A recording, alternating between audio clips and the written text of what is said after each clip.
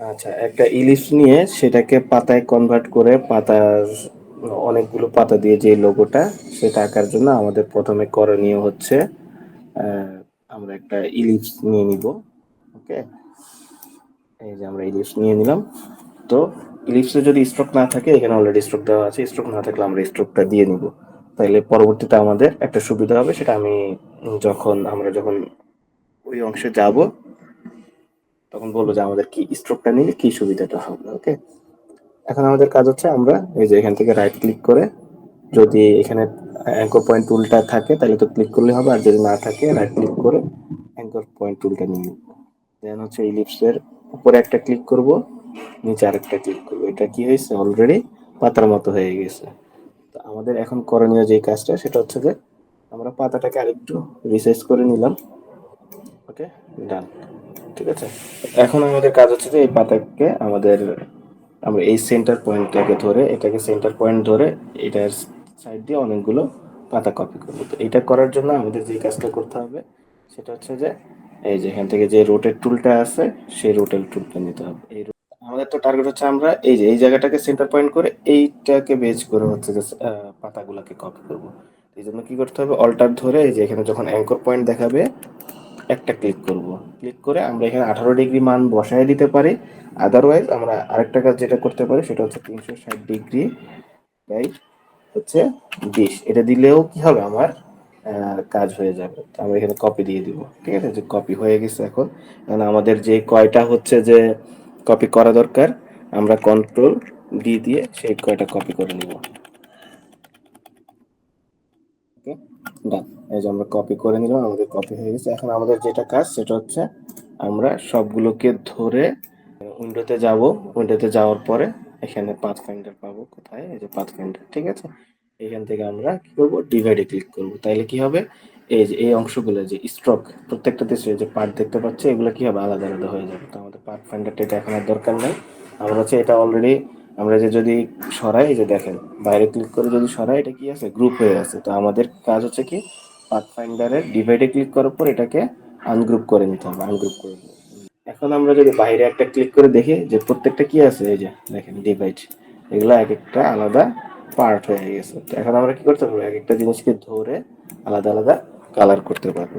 এই জন্যই মেনলি বলছিলাম যে এই পার্টগুলা যদি স্ট্রোক করা না থাকে তাহলে আমরা বুঝতে পারবো না যে আসলে আহ, এখানে পার্ট আছে। তো এই কারণেই হচ্ছে যে মেনলি তখন প্রথমে বলছিলাম যে স্ট্রোক করে নিলে সুবিধা। ওকে, আমরা এখন তাহলে কালার করি। এখন কাজ হচ্ছে কি, আমরা এই যে একটা সিলেক্ট করলাম, শিফট ধরে আমরা উপরের গুলাকে একটা কালার দেব। ওকে, আমরা শুধু উপরের মাথাগুলোকে সিলেক্ট করতেছি।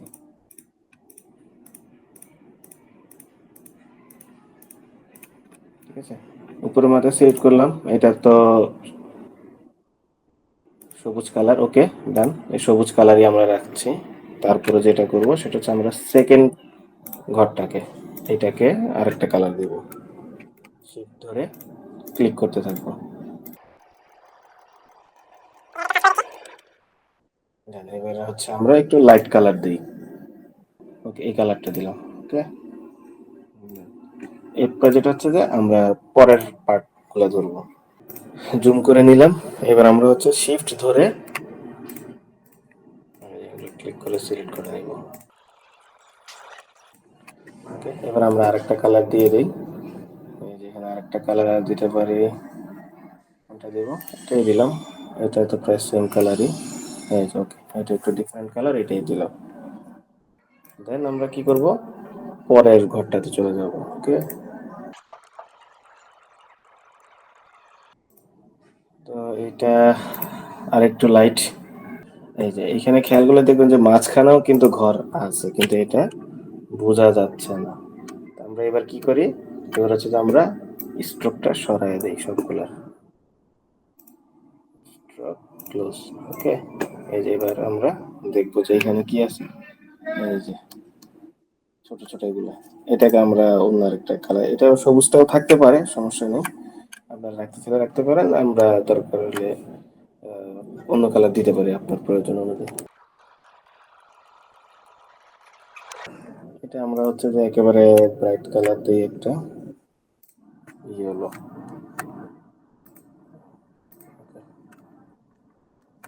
আছে, ওকে। এবার মোটামুটি আমরা আবার গ্রুপ করে দিই, তাইলে এটা আর হচ্ছে সমস্যা হবে না বা সরে যাবে। আচ্ছা, এখন যদি আমরা এটাকে একটা ছোট ফুল গাছে পরিণত করতে চাই, তাহলে আমাদের গাছের যে অংশটা সেই অংশটা আঁকতে হবে এবং একটা ডাল দিয়ে একটা ছোট ফুল গাছের মতো আমরা আঁকতে পারবো। তো এটা করার জন্য আমরা পেন টুল দিয়েও আঁকতে পারি, লাইন টুল দিয়েও আঁকতে পারি। তো পেন টুলের কাজ যেহেতু আমরা এখন ওইভাবে পারি না বা আমাদেরকে শেখানো হয়নি, তো ওইটা আমি আপনাদের দেখাচ্ছি না। আমরা যেটা করব সেটা হচ্ছে লাইন টুল নেবো। আমি একটা লাইন টুল নিয়ে নিলাম, এখানে একটা আমি লাইন টুল আঁকলাম, ওকে। আঁকার পর দেন আমাকে যেটা করতে হবে, আমি এখান থেকে স্ট্রোকে এসে এটার স্ট্রোকটা একটু বাড়ায় দিব। এটার স্ট্রোক নাই, তো হচ্ছে 3 দিয়ে দিলাম, ওকে। 3 ভালোই লাগতেছে, খারাপ না কালারটা, ওকে। ঠিক আছে, যেটা আছে। এবার কাজ হচ্ছে এখান থেকে অ্যাঙ্কর পয়েন্ট টুলটা নিব। অ্যাঙ্কর পয়েন্ট টুলটা নিয়ে আমরা যে কোনো এক জায়গায় ধরে, যাতে একটু গাছের মতো মনে হয়, একটু বাঁকা করে দিলাম। এটা মোটামুটি অলমোস্ট হয়ে গেছে, ঠিক আছে। তা আমরা এটাকে হচ্ছে যে এবার ফুলের এখানে ফুলটাকে, তার আগে আমরা কি করি, ফুলটাকে একটু ছোট করে নিই। ফুলটাকে একটু ছোট করে নিলাম এবং আরেকটা আঁকার জন্য আরেকটা ফুল এঁকে ওইটাকে আরেকটু ছোট করে নিলাম, ওকে। গুড। এবার হচ্ছে যে আমরা এটাকে কি করব, এটাকে এখানে এনে বসায় দিব, ঠিক আছে। আচ্ছা, এই ডালটা হচ্ছে যে এখন উপরে দেখাচ্ছে, এটাকে নিচে নেওয়ার জন্য আমরা কি করব, সিলেক্ট করে রাইট ক্লিক করে অ্যারেঞ্জে যাব, অ্যারেঞ্জে গিয়ে সেন্ড টু ব্যাক। এবার হচ্ছে এখানে আমরা আরেকটা ফুল যেটা, সেটাকে আরেকটা ডাল দেওয়ার জন্য আমরা এটাকে কপি করে নিই, অল্টার ধরে ড্র্যাগ করলেই হবে, ঠিক আছে। আচ্ছা, এটা যেহেতু শাখা ডাল হবে, তাহলে আমরা এটার স্ট্রোকটা একটু কমায় দেই। এটা আমরা 2 দিয়ে দিলাম। তো এটা যদি এভাবেই থাকে, তো এটা তো আসলে এভাবে ভালো লাগবে না। তো আমরা এটাকে একটু ছোট করব, ছোট করে একটু ঘুরায় দিব। তো ফার্স্টে একটু ছোট করে নিই, ছোট করে নিলাম, ঠিক আছে। আর একটু ছোট করতে পারি চাইলে, আর একটু ছোট করে নিলাম। এখন যেটা করব সেটা হচ্ছে যে এটা যদি এভাবে থাকে তাহলে তো ডালের মতো লাগবে না। তো আমরা ডালের মতো করার জন্য যেটা করব, এটাকে ধরে সিলেক্ট করে রাইট ক্লিক করব, রাইট ক্লিক করে কোথায় আসবো, ট্রান্সফর্মে এসে রিফ্লেক্ট দিলে কি হবে, একটা টাচ ডায়লগ বক্স আসবে। এখান থেকে হচ্ছে কপি, না আমাদের তো কপি দরকার নেই, এটা যেটা আছে আমরা রিফ্লেক্ট করে দিলাম, ওকে দিলে কি হবে, এটা ঘুরে গেল। তো এটাকে আরেকটু যদি আমি ঘুরাইয়া দেই, ঘুরে আমি ডালের এখানে নিয়ে আসলাম, দেন হচ্ছে যে আমি ফুলটাকে দেখলাম, বাস, ওকে, নাইস। তাহলে কি হলো, আমাদের এটা মোটামুটি এখন একটা ফুল গাছের মতো দেখা যাচ্ছে।